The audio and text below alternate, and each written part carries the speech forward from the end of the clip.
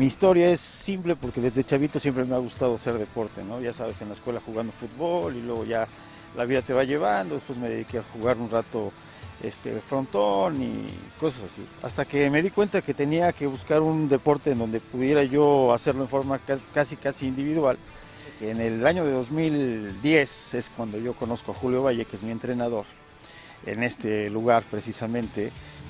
Poco a poco me empecé a dar cuenta que con la disciplina, que con la tenacidad, llegó la primera carrera de 5 kilómetros, seguí entrenando todos los días y después la de 10 y así sucesivamente hasta que año y medio de estar entrenando prácticamente todos los días, Julio Valle me invita y me dice: ya estás capacitado como para poder empezar a entrenar para hacer un maratón.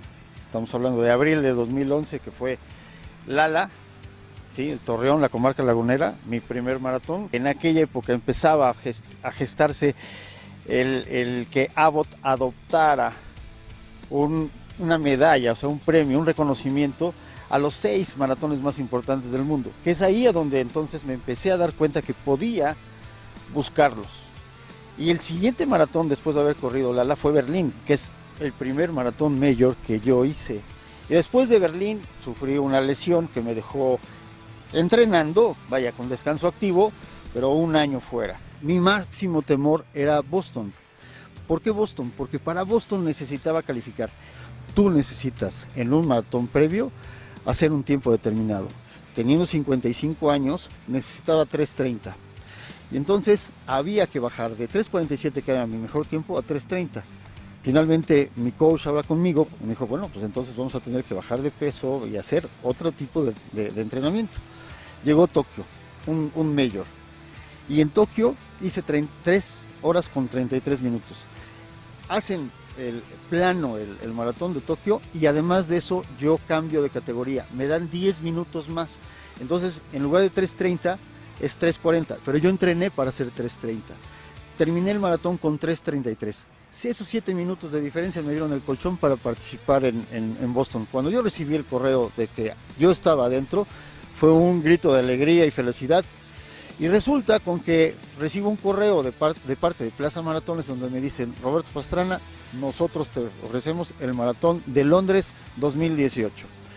Y la sorpresa de recibir también el correo prácticamente al mismo tiempo de que estaba yo dentro de Boston.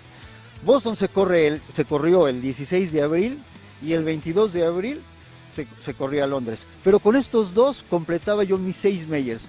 No había manera de decir no a esas 2 oportunidades que estaban llegando, una por perseguir en función de mi propio esfuerzo y la otra también. Cuando yo platiqué con Julio con respecto a que ya tenía estos 2 en puerta, me dijo: Roberto, tienes que decidirte por uno. Le digo: no, Julio, discúlpame, no me puedo decidir por ninguno.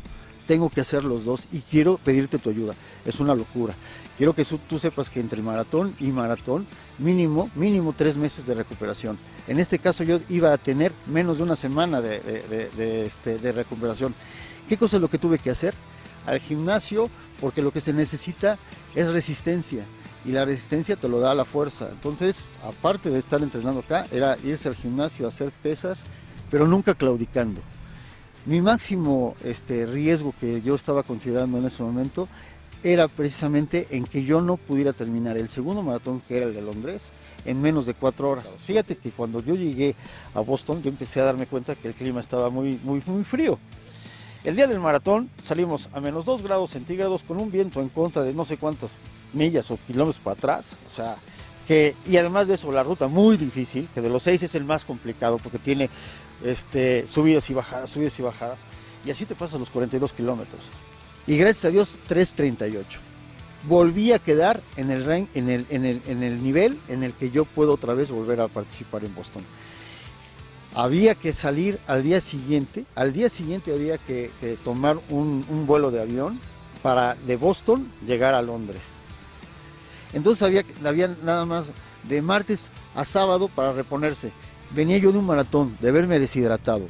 Había que en cada puesto de abastecimiento estarte hidratando, y afortunadamente me fue muy bien. Sí. Realmente en el mundo fuimos muy pocos, te puedo decir que no llegamos a 10 los que fuimos a Boston y después hicimos Londres. O sea, yo encontré o sea, contada gente.